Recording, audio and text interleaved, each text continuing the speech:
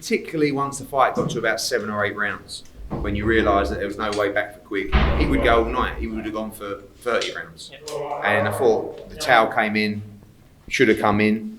I think some people say on social media they should have pulled him out earlier. It's difficult, when he's not getting hurt badly, but he's getting picked off non-stop. But when the output went from Scott Quigg, in the opening 5 or 6 rounds, you could tell his timing weren't there, but he was still landing shots. He looked like he could be dangerous in the fight. As the fight went on, he looked like he was no longer dangerous, and that's when you got to get him out of the fight. The interview at the end with Sky was brutal, very honest from Scott Quigg, and whilst it's never my decision, and you should always let the fighter decide, I think that's his lot. I don't think that he's going to want to operate at a lower level than that. He's had a wonderful career. He's had huge nights here.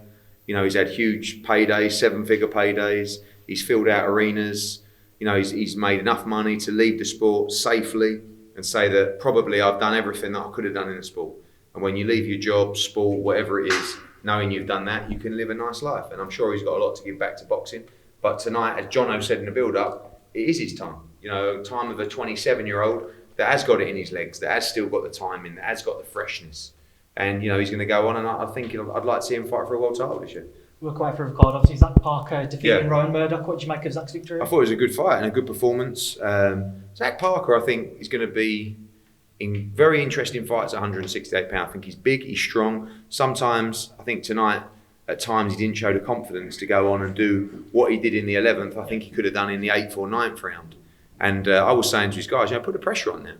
Because if he would have won on points, it would have been a good performance. But to get the stoppage and a good knockout, it goes, people remember that. Fans remember that. Broadcasters remember that. And, he's in a position now where he's going to be number 1 with the WBO. If Canelo fights Billy Joe Saunders, he's going to be mandatory to the winner. So it's a big night for Zach Parker. He's got a long way to improve to mix at those levels. But I thought it was a really good performance and a good fight. Hughie Fury, Pavel, so obviously how Hughie Fury picking up a stoppage victory, impressed by him? Actually was. I think Hughie Fury gets too much stick, to be honest with you. I mean, he's up against it. His cousin's Tyson Fury. He's 26 years of age now. At 25 and 24, he was fighting for the world heavyweight title against Joseph Parker. He went to Bulgaria to fight Kubrat Pulev. He boxed Alexander Povetkin. And tonight, I thought he looked nice and spiteful. He did all the things that he said he was going to do. Pavel Sauer is not Povetkin and Parker and those guys, but he is a decent heavyweight that doesn't really get stopped. Hughie Fury is supposed to be a guy that doesn't punch very hard. I thought tonight he was punching very hard, very sharply. And actually, I think he's right up there in terms of emerging heavyweights. Even though he's lost at the highest level, I kind of feel like he's a guy that could be 18, 19 and 0, being unbeaten. But because he's jumped in those fights, and fair play to him, you've got, as a fan, you can't have it both ways. Some may say, he's a bit boring, he moves a lot, and tonight he didn't do it. But then if you want to do that, you've got to give him respect when he jumps in those other kind of fights at that stage in his career. So to get a heavyweight who's 26, that has his movement, that could have his power, he's going to grow, he's going to develop that power. I think he's a bit of a dark horse, to be honest with you. We'll look to box him on the Usyk Chisora card or the AJ card, and I think he needs a good step up now, top 15 heavyweight in the world. And I believe he'll get another shot at the world heavyweight title. Do you see a chance to showcase his talents fully tonight with what he's worked on with Shane McGuigan? But what can we take away from Anthony Smith? Nothing really. I mean, it was a kick. It's horrible when that happens. You get a phone call on, was it Tuesday or something like that? Jack Flatley's fractured his ankle, wanted to go through with a fight, just couldn't carry on. You're phoning around the world trying to find someone. You find one guy, then all of a sudden he fails a medical. Then you find another guy, he ain't got a visa. He lies to you about his passport. Then you get another guy in Tete, who we've had over before, who he's boxed John Ryder before, went on 6 or 7 rounds with John Ryder. Decent enough, come over, had no grip on his shoes, and was shot to pieces. It's the truth. It was hard to watch. It's almost embarrassing. And if those things hadn't have happened, I would have been seriously fucked off, to be honest with you. But there's not a lot you can do about it. You just have to take it on the chin and say, bit of a waste of time, but Fowler got out, he got paid, he got all the things that he worked on with Shane McGuigan, didn't see it in full, but probably needs just another little run out under Shane before he fights Fitz in July. A couple more quick ones from me, Eddie. What is the latest with Billy Joe and Canelo? Not a lot. They've sent us a contract, we've sent our comments back, and we're waiting to hear from them. So right now, no deal, no done deal, but we're ready to go. I believe a deal will get completed, but it's not done as yet. Finally, Frank Warren responded to some of your comments previously about speaking to Bob Arum, trying to arrange a Joshua Fury fight. Frank said that what you said is untrue and it's lies. Bob Arum's assured him there's been no conversations between the two of you. Thoughts and reply to that? Thoughts is my nose has just gone and wrapped around the Manchester Arena 7 times. What do you think? Do you think that... I mean, I've had about half a dozen conversations with Bob Arum since the Fury Wilder fight. We've talked about the deal, we've talked about the TV companies, we've talked about the split, we've talked about the date, we've talked about the site. And these are all wrapped in with the Kubrat Pulev. What does Frank think that I'm going to speak to Bob Arum all these times and not talk about Fury Joshua? It's the biggest fight in the world. So it's not my fault that Bob hasn't told Frank that they haven't been discussing. On our side, it's very straightforward. Just talk to me and we'll get it done. I don't know. He says he's in charge. He says he's in charge. He says he's in charge. But of course I've spoke to Bob Arum 6 or 7 times. We've discussed virtually everything. We've talked about step-aside money. We've talked about the Pulev fight. We've talked about when the fight would happen. We've talked about how it would work on ESPN and DAZN. We've talked about BT. We've talked about Sky. It's not illegal. You know what I mean? So keep... Does it? By the way, we're more than happy to sit around a table with Frank Warren and Bob Arum and MTK and everybody. I'm just telling you, Bob Arum's calling me non-stop. I'm calling him about stuff. And we're talking about Crawford, Brook, Joshua, Pulev, Fury. This is what we do when you communicate. Unfortunately, I've never had a conversation with Frank Warren, but I'm more than happy to. He can call me up if he wants. We'll sit around a table, and we may end up sitting around the table all together. But it doesn't have to stop me having a conversation with Bob Arum about the biggest fight in world boxing when he's Tyson Fury's promoter. So I don't know why he wants to call me a liar for saying I've spoke to Bob Arum, but I've not only spoke to Bob Arum, I've spoke to Bob Arum about basically every issue around the deal.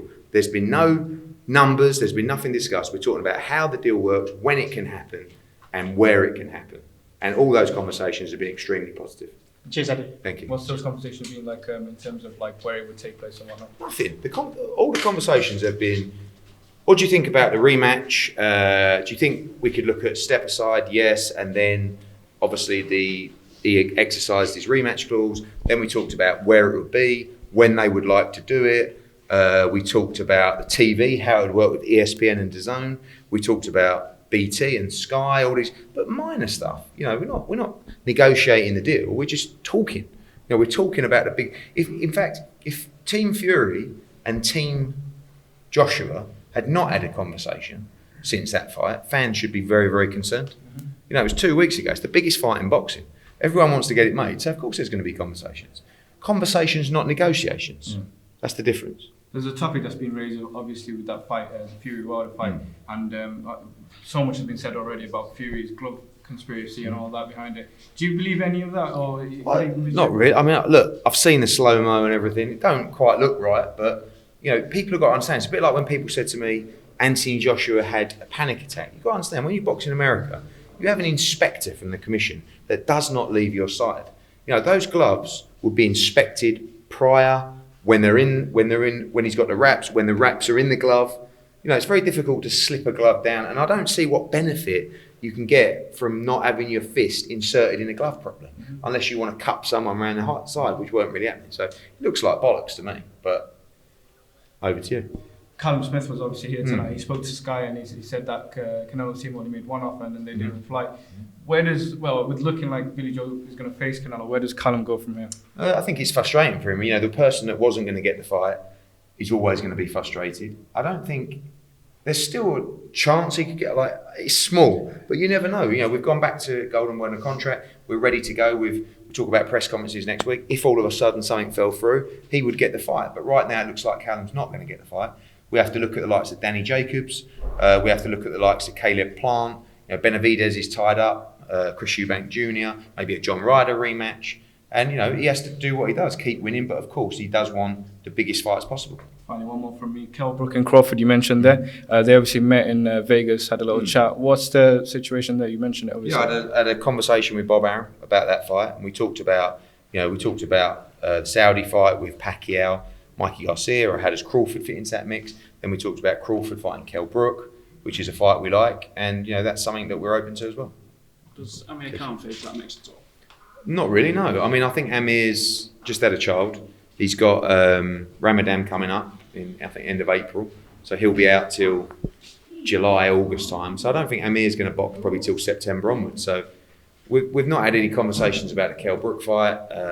And you know, we've got other plans for Kell Brook that involve a possible Terence Crawford fight or a domestic fight with Liam Smith. Is Amir going his own way then? I know you've done bits of work with him. Yeah, I mean, we had a good chat tonight, and I just said, look, let's catch up. But you know, I've got the biggest fight, or one of the biggest fights in British boxing, ready to go for him. But I can't do any more than try and get him in that fight. Yeah. Jack Collum tonight? Really good, yeah, really good. The fight with Jason Quigley, which will probably land here on May the 2nd, will be a cracker.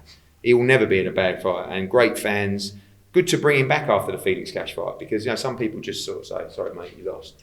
But I like Jack Cullen. I think he's an exciting fight, and I think he's got a great fan base, and we'll see him again on May the 2nd. And just one more on Scott Quigg. If this is the end, which you're suggesting it maybe should be, how do you reflect on the career? I reflect on a great career. You know, when you leave a sport, you leave a job, when you're sitting on your sofa when you're older, as long as you know you've given it 120%, you can't be disappointed. He's given it 150%.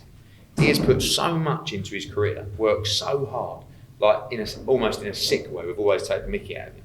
You know, Joe will say to him, "I don't want to see you. Go away for 2 days," and he'll be back in the gym the next day. You know, so he's got every ounce out of his career, and he can leave with a lot of money, world championships, experiences of filling this place, trying to unify here.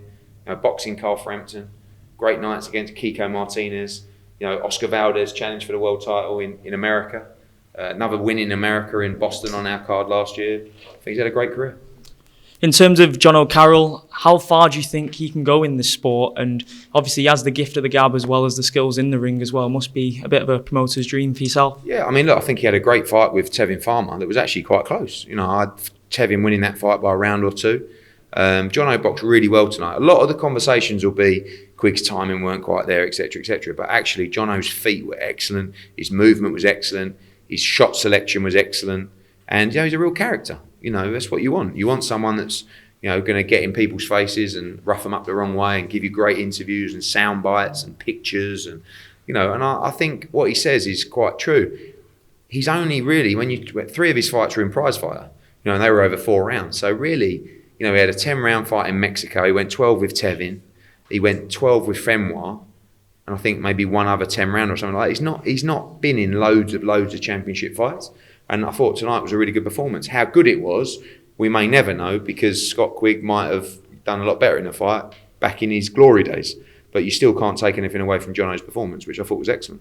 You mentioned that Hughie Fury does get some unfair stick, but it was an aggressive performance in terms of what he's displayed in the past. Do you see him replicating that style in the future? Or? I think you have to, because I think ultimately he's only going to get the plaudits, he's only going to get the respect if he entertains and if he fights like that. You know, Tyson Fury has, for a long time in his career, boxed in an awkward style and been a bit awkward. And when he stepped up to higher levels, he's boxed better. And I think that'll be the same with Fury as well. Like, Pavel Sauer's not a world beater, but he's tough. You know, he's been in with a lot of top heavyweights and gone the distance. And he, you know, you wouldn't often say he couldn't handle the power of Hughie Fury, but that's actually true. Hughie's not supposed to be a puncher, but he's only 26 years old. You know, he's learning, he's going to develop more power. And I think when he's more aggressive, I felt in the Povetkin fight, if he would have been more aggressive in that fight, it would have been a much closer fight. Yeah. But I don't know whether it's confidence, whether it's the injuries he talked about. But when you think that this is a 26-year-old British heavyweight, like, there's not many heavyweights in Britain at his age that you could say, you know, have got the potential to go on and win a world title. So I think we should be crediting him more, especially for the risks he's taken in the past. You know, Pulev in Bulgaria, Povetkin recently, Joseph Parker here. Like, he's taken a lot of chances in his career, and I think fans should respect that. You can't have it both ways. You know, one, oh, he's a bit boring, and two, oh, bloody hell, he fights everybody, don't care. Like, you should be credited for that. And when there's a performance that you don't think is boring, you should give him the appreciation and the credit. And I think tonight was one of those. Do you think that a Joseph Parker rematch for him could be potentially next or down the line? I like a fight in the summer, like, you know, a Kuzmin or a Romanov, or, you know, these kind of guys. I want like a top 15 just on the fringes. And then after another one of them, I think he's ready to go and fight for another world title. You know, he's a Brit. Obviously, he's a Fury. He's got a good story. He's got a great trainer, and I'm excited about him. Just finally, you announced that Katie Taylor and Amanda Serrano is taking place on the stacked Dillian Whyte card. Just summarise how massive that is, not just for combat sports as a whole, but the city of Manchester as well. Yeah, it's the biggest ever female fight. You know, we're getting to a stage now where you see governing bodies taking the word female off their world championship belt, which is exactly how it should be. We need to stop talking about men's and women's boxing, because that's just boxing. And I've never been in an unentertaining fight at that kind of level. You know, you've got Terry Harper at the moment, it's fantastic. She's fighting Natasha Jonas as the first ever all British world championship fight. You've got Katie Taylor fighting Serrano. It's so refreshing in the women's game. They fight everybody. You know, all the belt holders are willing to fight everybody. People are willing to challenge people for world titles. People don't want easy defences. And it's really refreshing. And the top level, you've got Chantel Cameron as well. You know, we're going to announce her in a world title fight coming up. And then you've got Savannah Marshall fighting for a world title on April the 4th. You know, it's exciting times. And I think it's now major. I mean, actually tonight was probably the first time in a long time that we haven't had a female fight on the card over here. And that, you know, when you've got the Terry Harper fight coming up, we've got 3 female fights on that card. And you'll see 2 female fights, I think, on the May 2nd fight here. But, you know, we know that Dillian Whyte's a big draw. We've done over 8,000 tickets in the first 36 hours of sale here. This place will be completely full up on May the 2nd. And Katie Taylor's a big draw, and it's a wonderful fight. Could we see 3-minute rounds in that fight? Or You won't, because the WBC's rules are 2-minute rounds. So they have to change their rules. Yeah. Do you know what? I feel that 2-minute rounds are actually quite entertaining. Yeah. You know, I think the argument is you'll see more stoppages extending the rounds. I don't think you'd see a complaint from the fighters. I don't mind the format personally. I think it's short and sharp. But as we start to become more educated about women's boxing, I think people may want to see longer rounds. I think at first there was still an element of it being a bit gimmicky when I brought it in, and you know, the fact that it was 2-minute rounds was like, oh, it's short, sharp content, short, sharp formats. Now, when you're seeing the quality that you're seeing, there is going to be demand for longer rounds, but we need the governing bodies to decide collectively that they're happy with 3-minute rounds. Yeah. Serrano Taylor will be 2-minute rounds. It's sanctioned. It's already done so. But you know, I don't think the fighters would have a problem with it. Eddie, can I keep tradition and go last? Yeah. Just your sales pitch on the next few events. Obviously, with the North East flavour, Newcastle card. Yeah. You've got Josh Kelly. Well, the next one is Josh Kelly and David Avanesian, which it's a tough one for us because we've really taken a gamble to go to the O2 to give him the ultimate spotlight, because I feel like if you're going to take a gamble like that, if it comes off and you do it there with all the profile, you're going to be a big star, you know. So we're in a huge arena, we're selling decent amount of tickets, we're certainly not going to be filling it up, but I don't care, because I want Josh Kelly to get that platform to see if he can be a superstar, and I think he'll thrive in that kind of fight. It is an absolutely brilliant fight. David Avanesian is an animal. He will not stop from the first round to however long he's in there. Josh Kelly's going to be put under immense pressure throughout the whole fight, but I think that's the kind of environment that you see him shine. Boatsi, Ben, Ellie Scottney making her professional debut on the card. Great fight with Luther Clay against Chris Congo on that card as well. Big fight being announced for Felix Cash on Monday. Then we go up to Newcastle, where I keep getting told off for how many fights I've got on the card. Well, basically, whenever I go to Newcastle, they collar me at the press conference, all these local managers, and go, oh, can I have my kid on? He'll sell 400. And I go, yeah. And then they all phone the office, ordering tickets, and go, who are these people? Oh, Eddie said he could go on. So we've got about 13 fights at the moment. We've got, obviously, Lewis Ritson against Vasquez. We've got Joe Laws. We've got Savannah Marshall fighting for the world title. You've got Thomas Patrick Ward.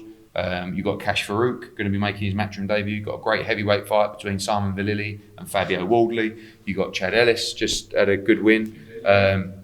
Blimey, I mean, it goes on and on. Terry Wilkinson, April Hunter, like, I don't know, just so many fights. And then, again, big name additions, Eddie, because there was talk of Callum Johnson, but obviously he's been announced. Yeah, probably not. We've done, over 7,000 already up there, so we've still got a month left. It's going to be full up. Then we've got April 24th, April 17th first in Washington, which is going to be Maurice Hooker against Regis Prograis, Cecilia Brackhouse against McCaskill, hopefully the Campbell Fortuna fight falling on that card as well. Then we've got April 24th, Terry Harper against Natasha Jonas, Kieran Conway against Nav Mansouri, Also on that fight, on that card is Shannon Courtenay. Also on that card is Dante Dixon. Also on the card is Dalton Smith. Also on the card is the other kid Anthony Tomlinson. That's the 24th. Then May the 2nd is going to be, I think May the 2nd will be one of the best cards we've ever done. You're going to have White Povetkin, Taylor Serrano, Callum Johnson against McAlkin. We're going to make Jack Cullen against Jason Quigley. And Fitz is on the card as well. Another exciting addition which we'll be announcing this week as well. That's for May the 2nd. Scott Fitzgerald. Yes, he'll be on the card, Fitz, yep. And then May the 23rd, we'll announce on Friday, which will be Usyk against Chisora. I don't know why I bother telling you. I'm supposed to be announcing it next week. Yeah. What? Is this something you're in No, Manchester? that's at the O2. So there'll be another big world title. Actually, there'll be 2 world title fights on that card for Brits, challenging for world titles.